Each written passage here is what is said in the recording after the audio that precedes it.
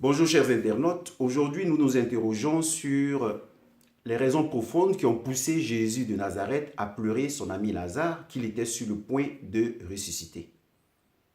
Avant d'aborder ce sujet, je voudrais que nous ayons une pensée pour le prêtre Bernardin Bouaka Daniel du diocèse d'Abengourou en Côte d'Ivoire qui a été assassiné. Parler de Jésus et de Lazare nous met de nouveau en face d'un autre passage biblique apparemment contradictoire, plein de contradictions, pour ceux qui veulent saisir le message divin au moyen de leur raison, au moyen de leur intelligence. Une réponse simpliste est donnée à cette interrogation. Tout le monde concorde à dire que Jésus pleura Lazare parce que ce dernier était son ami, parce qu'il l'aimait, et il démontra ainsi qu'il était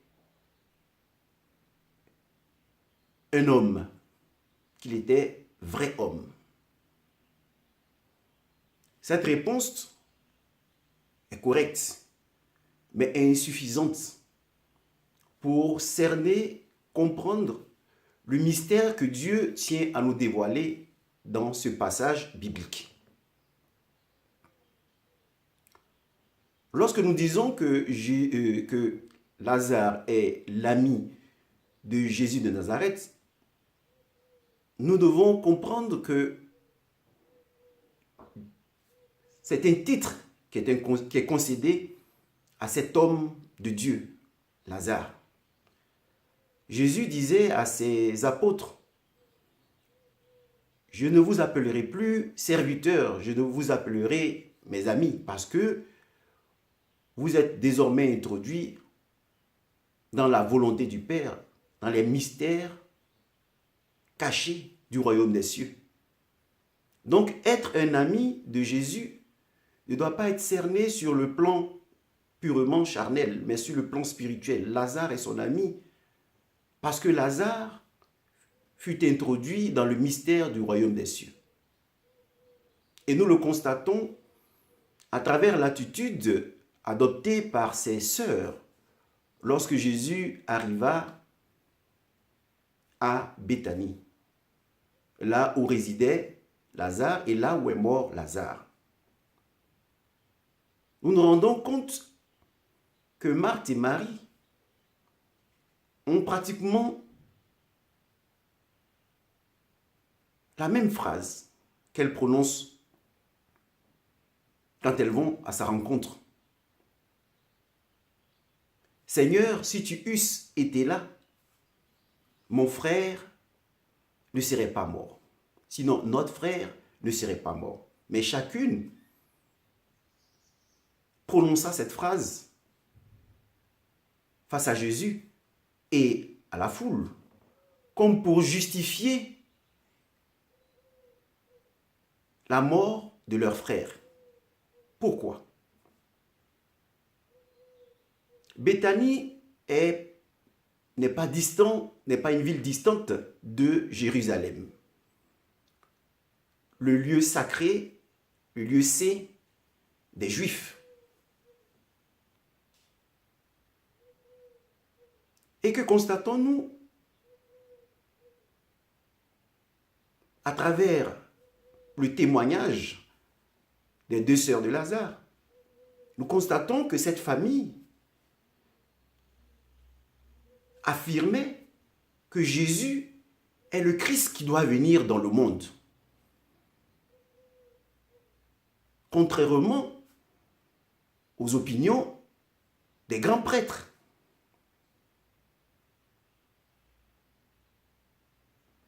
Quand Jésus eut à dire à Marthe que si elle croyait en lui, son frère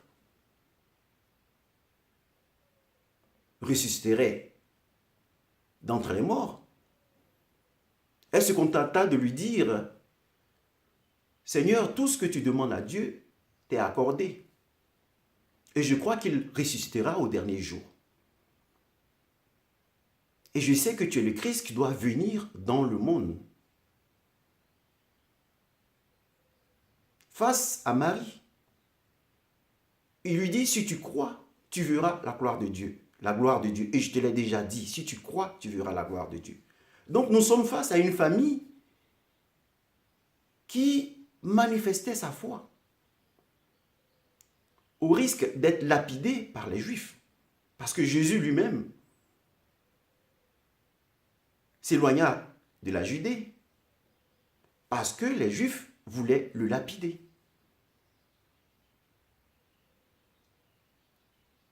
Donc la résurrection de Lazare n'est pas proprement liée à l'amitié, à des liens charnels entre Jésus et Lazare, mais à un lien spirituel, parce que Lazare était cet ami de Jésus de Nazareth qui n'avait pas peur de rendre témoignage à Jésus, de le glorifier parmi des gens qui ne croyaient pas en Jésus de Nazareth. Voilà pourquoi ces deux sœurs s'obstinaient à dire, si tu eusses été là, Seigneur, mon frère, sinon notre frère, ne serait pas mort. Comme pour dire aux Juifs qui leur disaient, mais ce dernier a suivi cet envoyé, cet homme impie, et voilà le sort qu'il a connu. Il est mort, vous laissant ainsi, sans le soutien d'un homme, vous, les deux sœurs. Et elle leur disait, mais non, si le Seigneur eût été là, notre frère ne serait pas mort. Voilà ce que disaient en substance les deux sœurs de Lazare. Quand les Juifs disaient, mais celui qui a ressuscité, qui a donné la vue à l'aveugle, pourquoi n'a-t-il pas eu à guérir Lazare? Parce que Lazare était malade et Jésus fut informé de sa maladie. Mais il resta 2 jours loin de Béthanie et s'y rendit lorsque Lazare rendit son dernier soupir, rendit l'âme. Alors, il nous faut comprendre que c'est au moyen de la foi que cette famille a bénéficié de ce miracle si grand. Le Seigneur a utilisé cette famille pour se glorifier en Israël, pour se glorifier à Jérusalem. Donc, la foi nous permet de connaître la gloire de Dieu. Voilà ce que Lazare nous enseigne. Voilà ce que cette famille de Béthanie nous enseigne.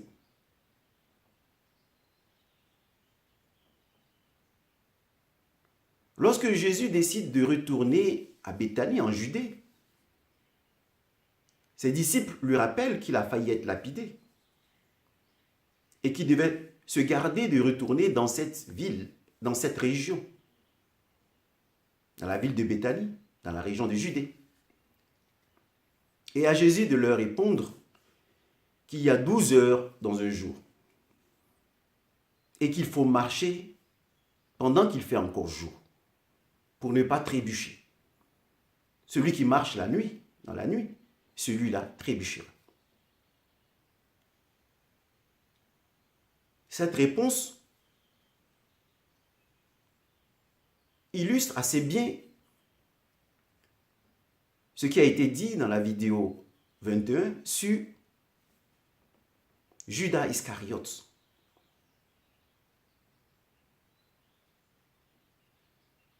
Il marcha dans la nuit lorsque le diable prit possession de lui. Et le Seigneur dit, qui marche dans la nuit n'a plus la lumière divine en lui.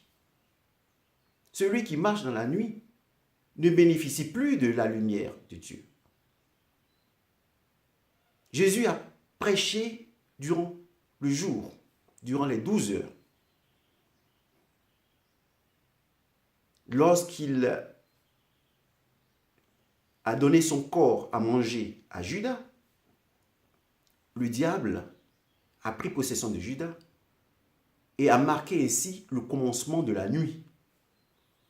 Donc Judas n'avait plus en lui la lumière, et Judas désespéré, qui n'a pas su raviver en lui l'espérance, s'est trouvé éloigné définitivement de Dieu. Mais ce que veut nous enseigner Jésus quand il retourne en Judée est l'obéissance totale au Père Céleste. Il est resté 2 jours alors qu'il pouvait se rendre immédiatement à Béthanie, sauver son ami Lazare qui était encore malade.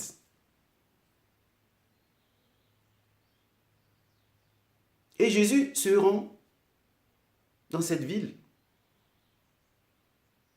parce que Dieu le lui demande. Et avant de s'y rendre, il dit à ses disciples, à ses apôtres, que cette mort conduit à la gloire de Dieu. La mort de Lazare conduit à la mort, plutôt à la gloire de Dieu. Que le Fils de Dieu sera glorifié avec le Père céleste. Et là, Jésus venait de nous dire qu'il était l'égal de Dieu. Quand il était aux prises avec Satan dans le désert, quand il jeûna 40 jours et 40 nuits, le diable lui demanda de transformer les pierres en pain. Et il refusa parce qu'il disait que l'homme ne vit pas seulement de pain, mais de toute parole qui vient de la bouche du Seigneur. Il fut élevé sur le temple. Pourquoi? Pour montrer qu'il est l'égal de Dieu et qu'il peut se jeter et que les anges de Dieu viendront à son secours. Jésus obéit à Dieu et refusa de se soumettre au diable. Mais aujourd'hui, dans ce texte où il est invité à ressusciter Lazare, il a passé 3 ans d'abord à transformer les pierres des hommes en pain, au moyen des miracles qu'il a accomplis, mais toujours sur ordre de Dieu. Et là, il dit à la foule, à ses apôtres, que la mort de Lazare a pour but de le glorifier, de montrer qu'il est l'égal de Dieu. Et là, il se hisse au-dessus du temple. Et c'est en ce moment que Dieu lui-même va l'éprouver. Non pas le soumettre à la tentation, mais l'éprouver. Non pas le laisser entrer en tentation, mais l'éprouver. Et comment? Jésus, lorsqu'il vit Marie et les Juifs pleurer, frémit en lui-même.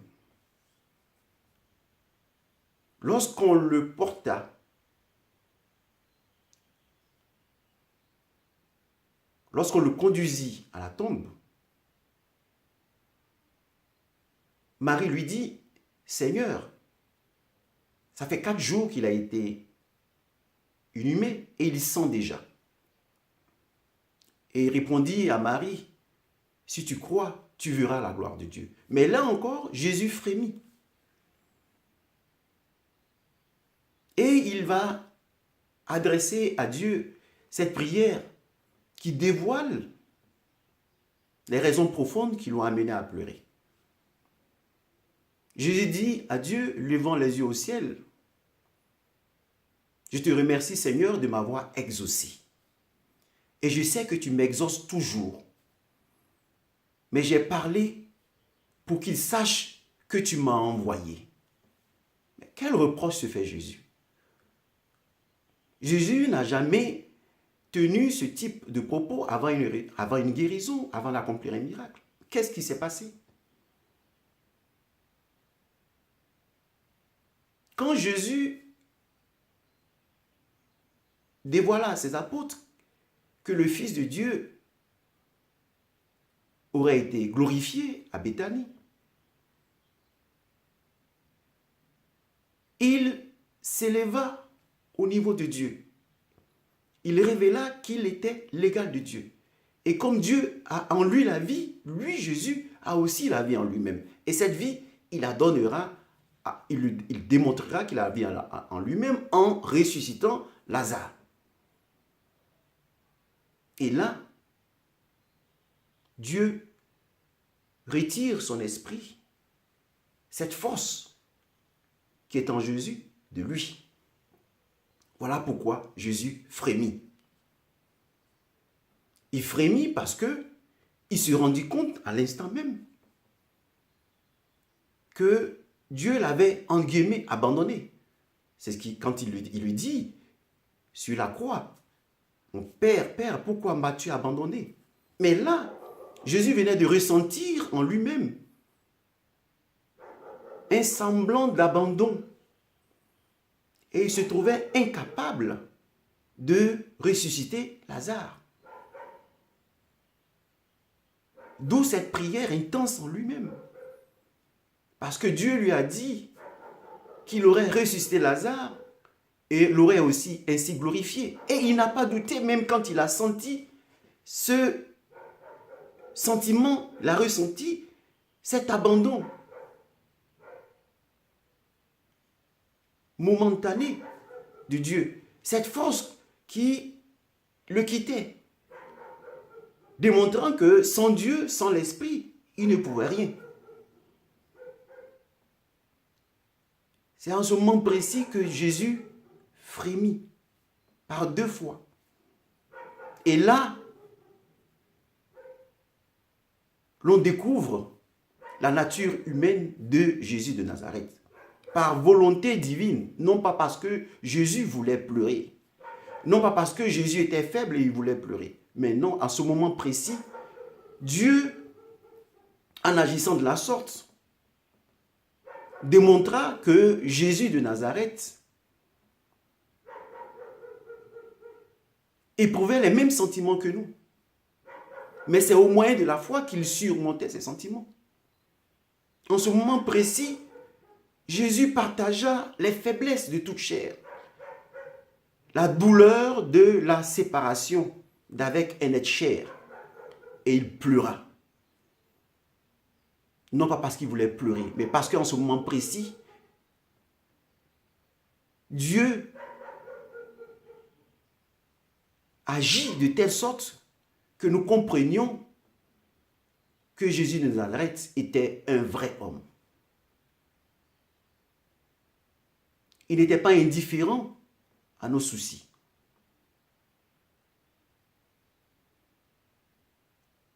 Il était dans le monde, tout en n'étant pas du monde.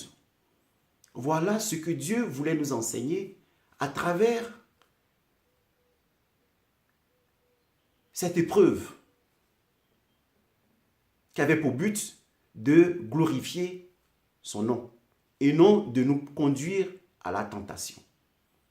Toute épreuve à laquelle Dieu nous soumet a pour but de nous conduire au salut et non de nous conduire à la tentation, de faire de nous des fils de perdition. Et Jésus de Nazareth venait de démontrer qu'il était soumis à Dieu en tout ce qu'il faisait. Bien qu'il eût eu la vie en lui-même, il n'agit pas il n'eut pas à agir en dehors de Dieu. Et ceci nous amène à comprendre que nous ne devons pas écouter la voix du diable qui eut à dire à Ève que si elle mangeait du fruit de l'arbre de la connaissance du mal, du bien et du mal, elle aurait eu la connaissance, la même connaissance que Dieu jalousait. Parce qu'elle aurait été l'égale de Dieu.